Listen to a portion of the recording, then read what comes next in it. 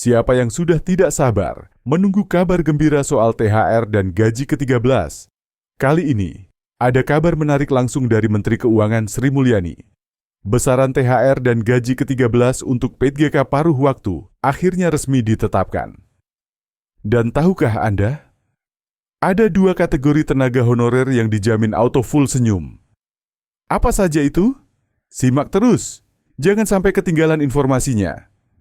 Baru saja diumumkan, THR dan gaji ke-13 tahun ini dipastikan memberikan angin segar bagi para P3K. Tak hanya itu, khusus untuk kategori paruh waktu, besaran anggarannya disesuaikan dengan jabatan dan durasi kerja. Artinya, semakin spesifik jabatan, semakin besar peluang mendapatkan insentif yang lebih tinggi.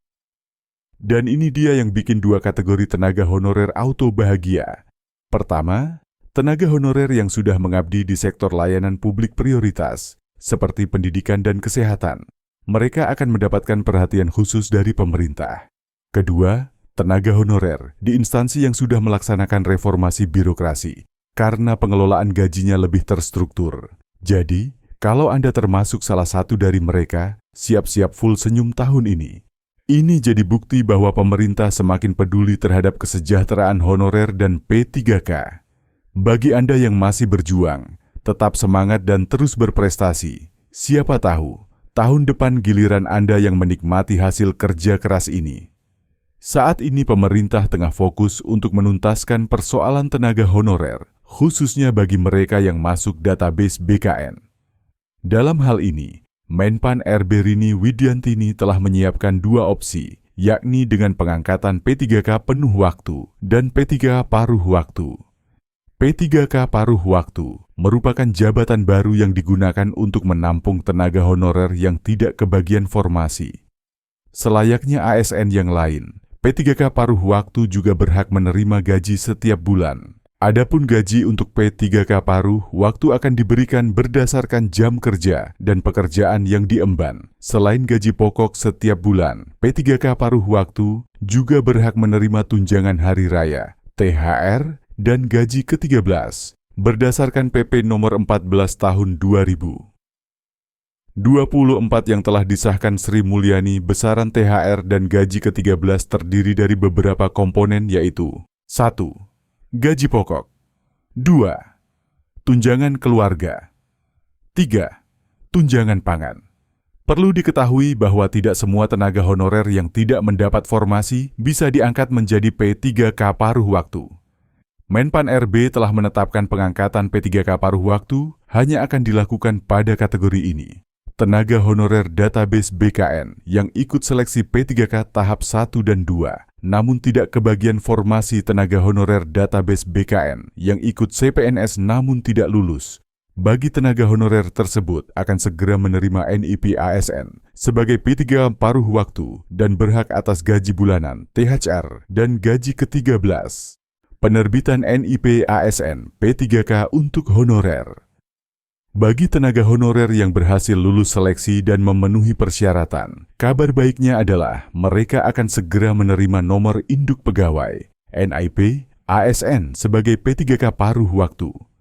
Hal ini menandakan bahwa status mereka kini resmi tercatat sebagai aparatur sipil negara dalam kategori P3K. Penerbitan NIP ini bukan hanya sekadar formalitas administratif, tetapi juga menjadi langkah besar dalam pengakuan pemerintah terhadap tenaga honorer yang selama ini telah mengabdi di berbagai sektor. Dengan mendapatkan NIP, mereka kini mendapatkan akses penuh terhadap hak dan fasilitas yang dimiliki oleh ASN P3K lainnya. Hak-hak yang diterima sebagai P3K paruh waktu. Dengan status baru sebagai ASN P3K paruh waktu, tenaga honorer tersebut secara otomatis berhak atas sejumlah fasilitas, antara lain gaji bulanan. Gaji ini disesuaikan dengan jabatan dan tingkat pendidikan masing-masing tenaga P3K, sebagaimana diatur dalam regulasi pemerintah. Meski paruh waktu, gaji ini tetap dihitung secara proporsional sesuai beban kerja mereka. Tunjangan hari raya (THR). Selain gaji bulanan, Tenaga honorer yang telah menjadi P3K juga berhak atas tunjangan hari raya yang dicairkan menjelang hari besar keagamaan. THR ini merupakan bentuk apresiasi tambahan pemerintah terhadap kinerja mereka. Gaji ke-13. Tidak hanya THR, pemerintah juga memberikan gaji ke-13 yang biasanya dicairkan pada pertengahan tahun. Gaji ini sering dimanfaatkan untuk kebutuhan pendidikan anak atau keperluan lainnya, sehingga menjadi tambahan manfaat finansial yang sangat berarti. Langkah nyata untuk kesejahteraan, penetapan status ASN P3K dan pemberian hak-hak tersebut menunjukkan bahwa pemerintah terus berkomitmen untuk meningkatkan kesejahteraan tenaga honorer. Kebijakan ini juga diharapkan mampu memberikan motivasi tambahan bagi honorer lainnya untuk terus meningkatkan kompetensi dan profesionalitas dalam bekerja. Sebagai P3K paruh waktu, mereka kini memiliki jaminan keuangan yang lebih stabil dan kepastian karir yang lebih baik dibandingkan sebelumnya. Tidak hanya itu, status resmi ini juga memberikan rasa bangga dan pengakuan atas kontribusi mereka dalam mendukung pelayanan publik. Jadi, bagaimana menurut Anda? Apakah kabar ini sudah cukup bikin Anda semangat? Jangan lupa, bagikan informasi ini kepada teman-teman yang mungkin juga butuh kabar baik seperti ini. Dan tentunya, subscribe channel ini, karena kami akan terus menghadirkan informasi terkini seputar dunia PPPK. Sampai jumpa di video selanjutnya.